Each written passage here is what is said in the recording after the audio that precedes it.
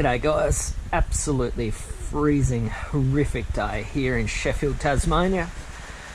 It's sleeting, it's snowing to about 400 metres and I think we're at about 300, so it's sleeting here, so not an ideal day to be doing some modifications on Doug, but I wanted to install this and this just to add to the modifications that I've got on Doug.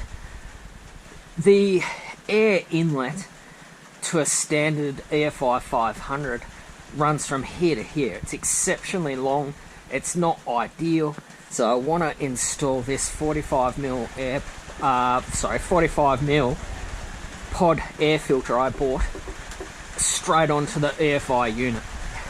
I wouldn't recommend doing this if you've got a stock bike because it'll probably run too lean.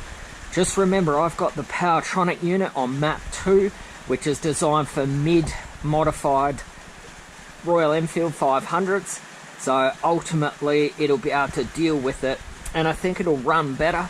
It'll give me more throttle response, more inflow, more outflow. I think it'll be better.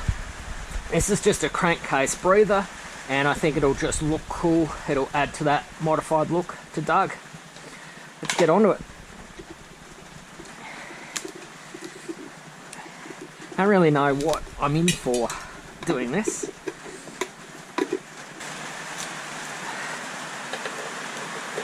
So make sure you unlock that first. Don't be a dickhead like me. Yeah.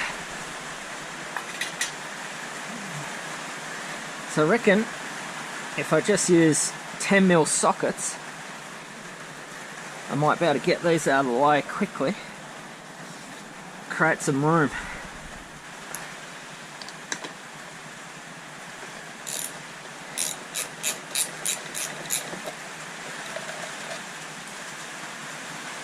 Top.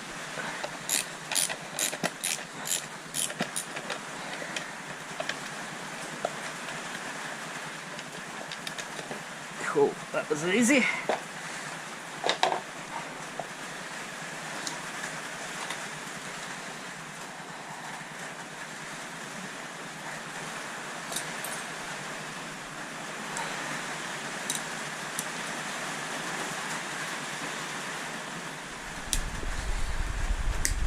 Side cutters. Yeah, perfect.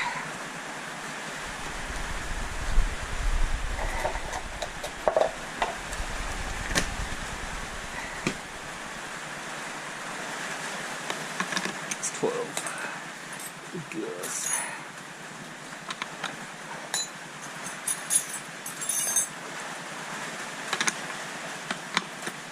13. Yeah.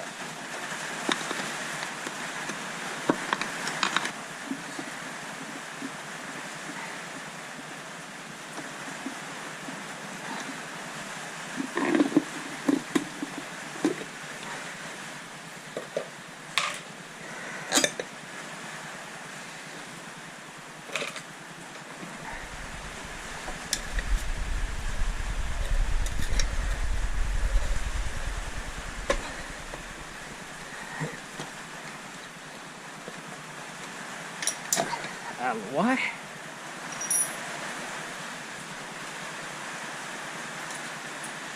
Loosen this right off. I've just bent that down slightly. Bit of lubrication. Snake around these throttle cables.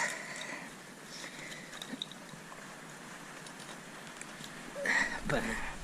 That's on there.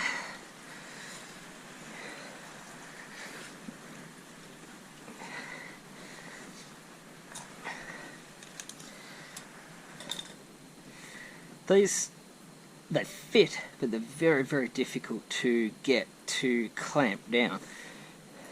So I had this one sitting in the shed. It's 45mm, but it's a lot shorter cone. I had it for my Cafe Racer project and I never ended up using it. And let's have a go at this one. have a feeling, because the distance is shorter, it'll lock into that gap there better, and it'll be a lot easier to actually clamp, so it's not going to fly off.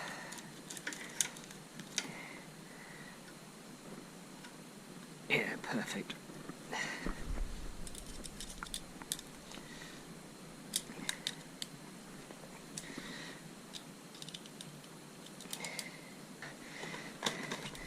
This is just a universal breather, 12mm. In theory, it just pops straight on, and in practice, it pops straight on.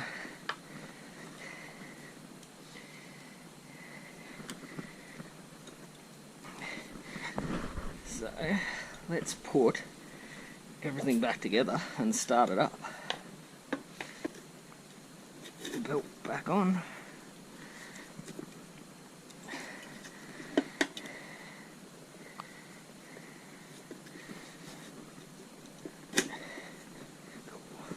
Celebrate with a cup of tea.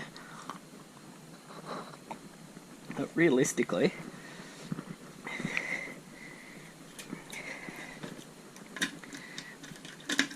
this could be just used for more storage. You possibly just have to put some cloth tape or the likes over some of these holes. But I'm going to just leave it as be. You could use it for a storage container if you like. Your choice.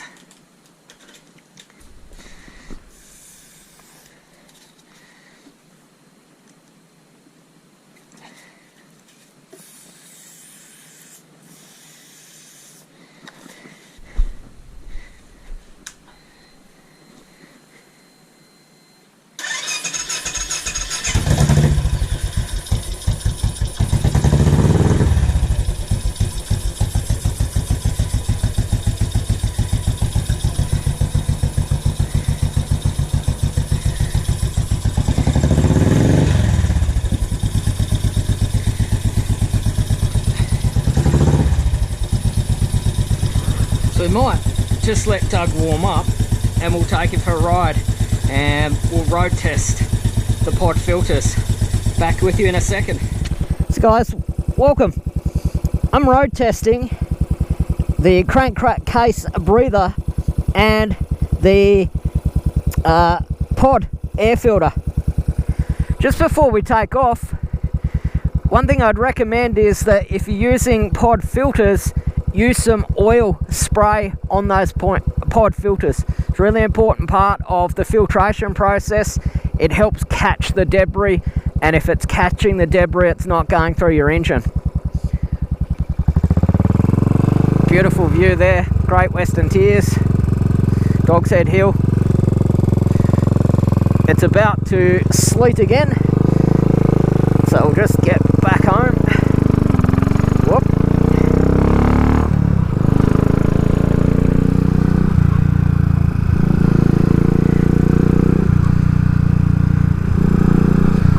Just debris all over the road here. It's been incredibly stormy. Where I work at Cradle Mountain, that had 184 millimeters of rain in 24 hours. A couple of days prior to that, it was -8. It's snowing in the area today. Supposedly snowing down to 600 meters. Was 300 meters overnight, so it's pretty cold, wet and sleety in downtown Sheffield and surrounds.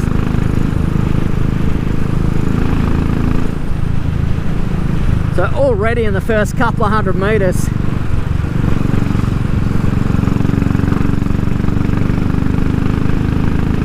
you can feel the difference in throttle response. You can hear a bit more induction noise.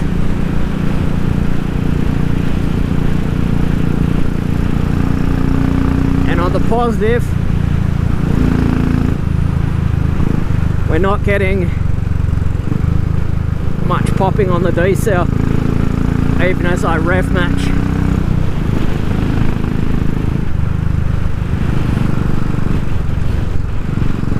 So it was a 12mm universal air breather. You get them off the shelf at Autobarn or Repco, any auto supply places.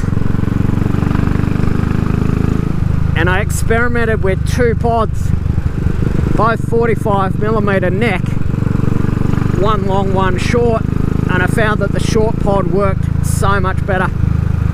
Fits in the gap perfectly. They're available very easily and cheaply on eBay for Chinese pit bikes.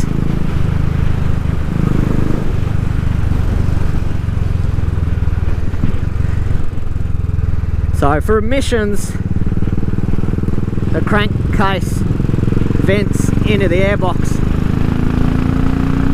Then it goes back through the airbox, through the stock air intake, and then the engine. So it's constantly running through and burning off that oil vapor, etc. So all I've done is just vent it straight to the atmosphere,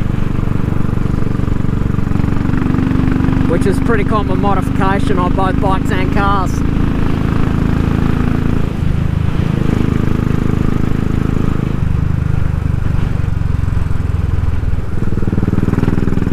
I always thought that looking at the bike, the air intake pipe from the airbox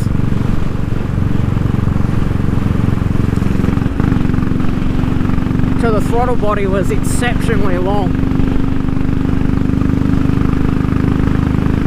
and could potentially be inhibiting the engine. So I always thought putting a pod filter or the likes would be a great little modification for Doug, and it seems that that gut feeling was correct.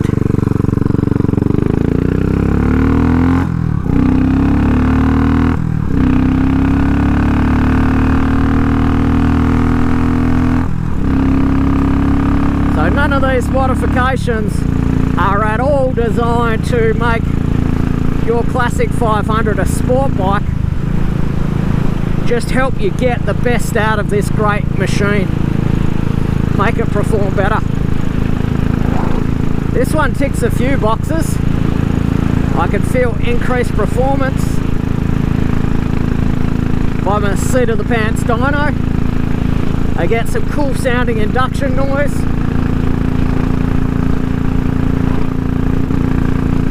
And it was pretty cheap. The only downside is that I would not do this modification standalone. It'll cause your bike to run too lean. I wouldn't be doing this mod unless you're running a Power Commander or a Powertronic, as I am, piggyback ECU.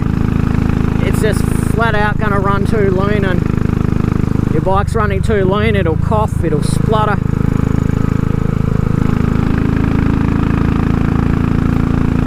And potentially run too hot. And that's going to be a nightmare. So I'm using Powertronic with Map 2, which is for more modified classic 500s. And you can hear as I rev match. No popping on decel. Still running a treat.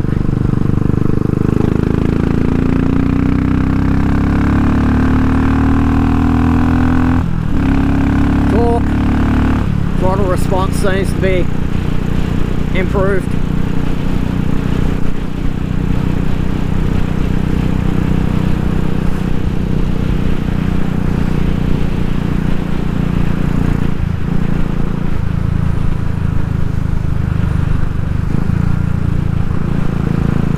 absolutely freezing, so I'm going to head home.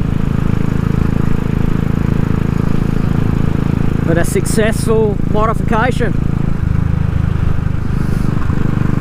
The pod filters themselves were quite cheap, but bear in mind that it's run in conjunction with the Powertronic, and that device itself is relatively expensive.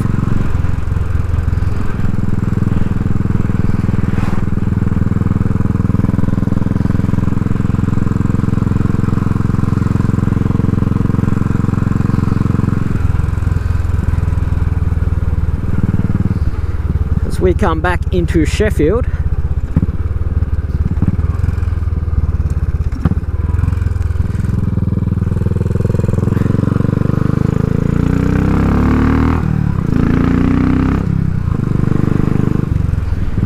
sounds great. Doug sounds happy. I'm happy. Yet another great modification for this great bike. So guys, my name's REA. Till next time, I'm out.